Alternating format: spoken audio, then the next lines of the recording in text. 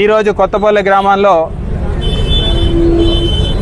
5 సంవత్సరాలు ఎంతో కష్టపడి అవసరమైతే ఒక మెట్టు మనం తగ్గైనా సరే గ్రామం ప్రశాంతంగా ఉండాలని చెప్పి ఆ రోజు మేము ఒక మెట్టు తగ్గడం కూడా జరిగింది. వైసీపీ పార్టీ అధికారంలో ఉన్నప్పుడు ఏ గ్రామంలో కూడా ఇటువంటి పరిస్థితి ప్రజలు చూడలేదు. ఈరోజు సంవత్సరంన్నర బయటకేమో గొప్పగా ప్రగల్భాలు పలుకుతూ ఉంటారు.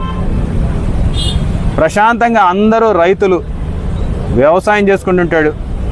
ఆయన కూడా ఒక 40 ఎకరాలు 50 ఎకరాలు పంట వేసుకొని పొలం పనులకు పోయి వస్తున్నటువంటి వ్యక్తిని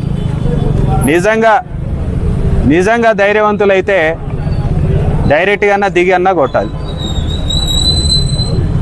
ఈరోజు డబ్బులు ఇస్తే 10 మంది నువ్వు తెప్పించుకోగలుగుతావు, 100 మంది మేము తెప్పించుకోగలుగుతాం.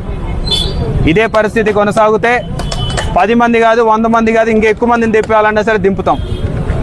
కానీ ఈ పద్ధతి ఉండకూడదు అని చెప్పేసే ఎంతో సమన్వయంతో అధికారంలో ఉన్న మేము అధికారంలో లేమనుకొని ఆ రోజు ఉండడం జరిగింది. మా వాళ్ళు ఎంతమంది ఎన్నిసార్లు మొత్తుకున్నా మీరు ఇంత మెత్తగా ఉండకూడదు, మీరు కూడా చూపించాలి, మీరు వాళ్ళ మీద కేసులు పెట్టండి, మీరు వాళ్ళ మీద దాడి చేయండి అంటే కూడా ఆ రోజు అటువంటి పరిస్థితులకు పోలా.